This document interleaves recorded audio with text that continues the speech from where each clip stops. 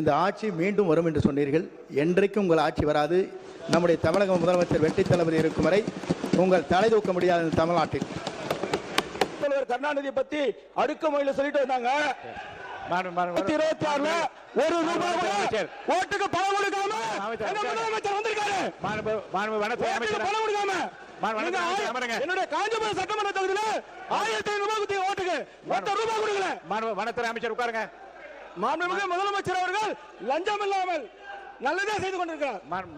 உங்க தலைவரோட பேரை மென்ஷன் பண்ணி பேசுனது தவறு தான். அவர் சார்பா நான் சாரி கேட்டேன்.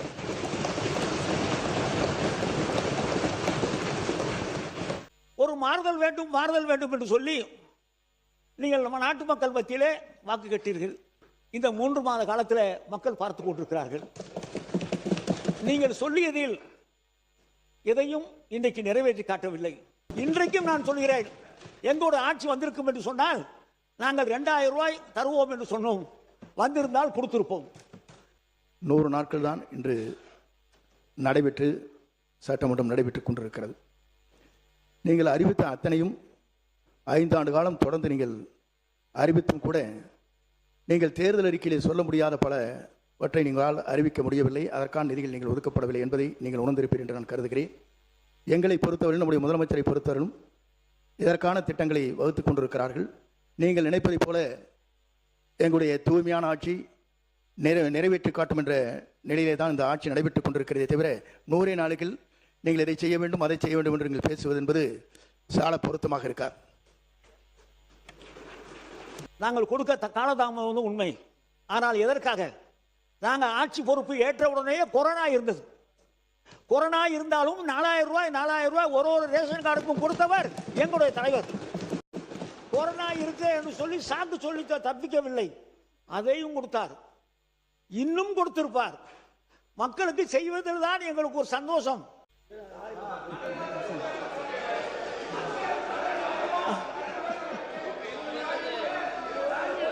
கொரோனாவை பற்றி சொன்னார்கள்.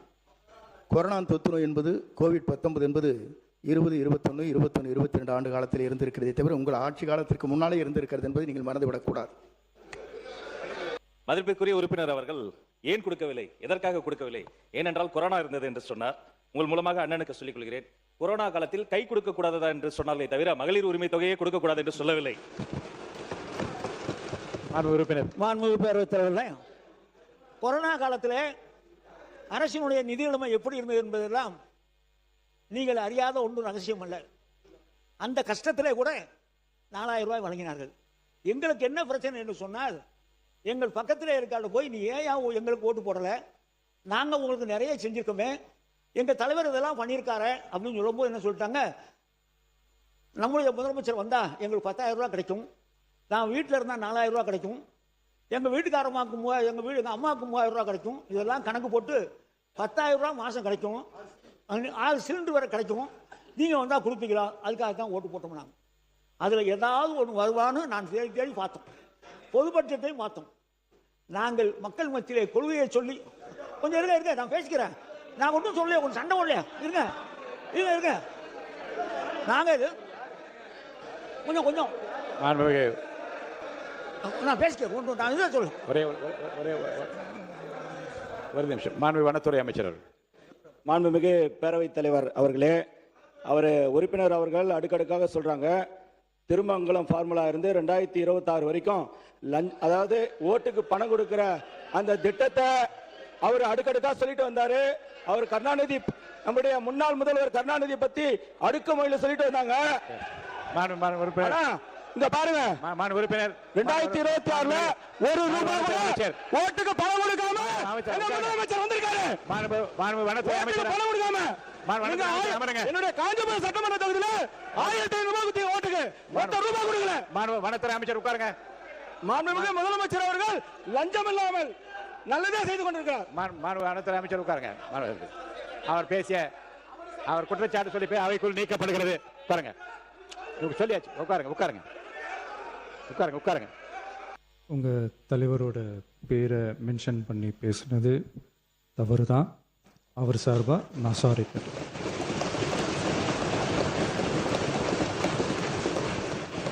முன்னாள் முதலமைச்சரை பற்றி பேசிய அவருடைய கருத்து அவைக்கு உட்படுந்து நீக்கி விடுமாறு அன்போடு கேட்டுக்கொள்கிறேன்.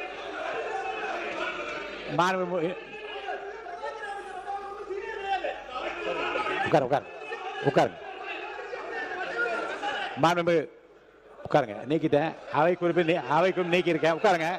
மாண்புமிகு உறுப்பினர் பேசுங்க. இனிமேல் குறுக்கீடுகளுக்கு சம்பந்தப்பட்ட உட்காருங்க சொல்லிடுறேன். உட்காருங்க.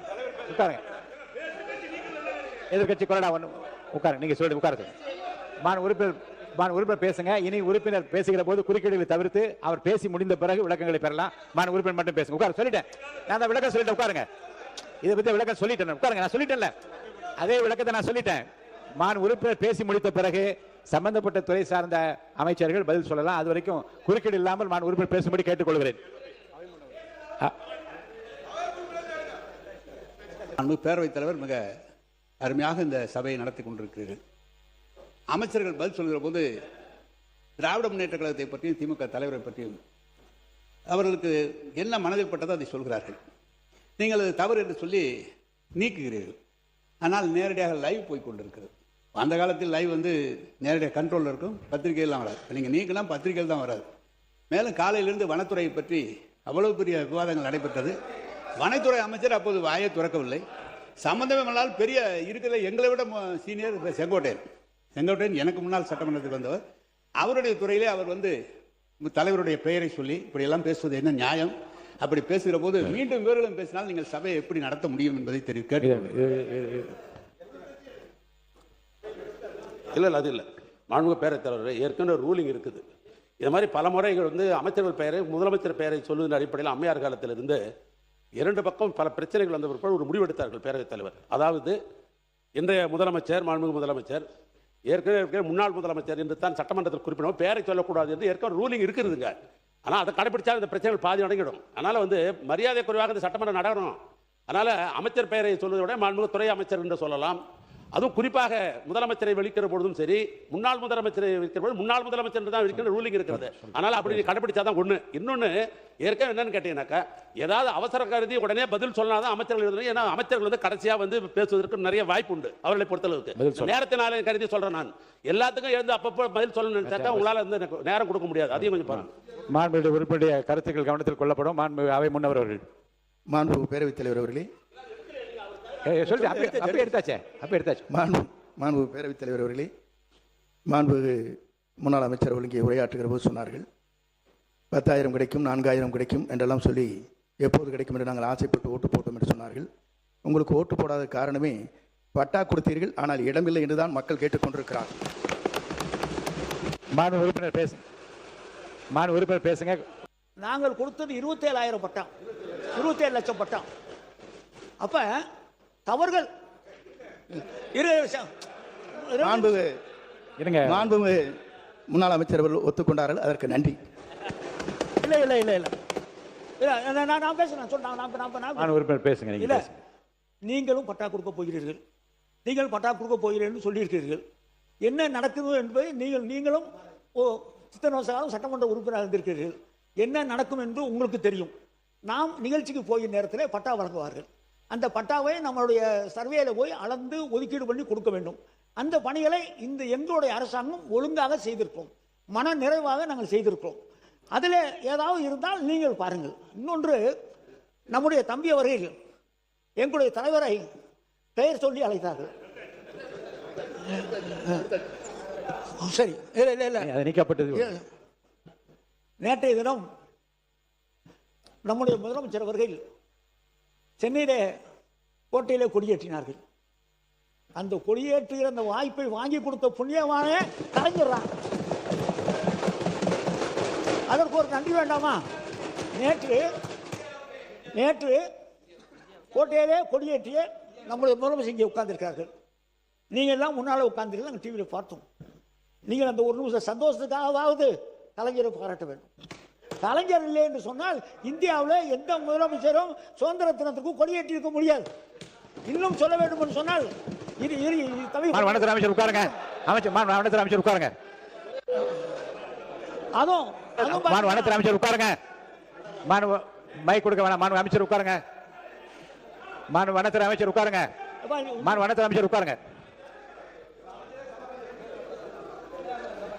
மாண்பு உறுப்பினர். அதே போல சிரமங்கள் வருகிற நேரத்தில் அந்த கண்ணீரை துடைக்கிற கையாக எங்களுடைய தலைவருடைய கை இருந்திருக்கிறது.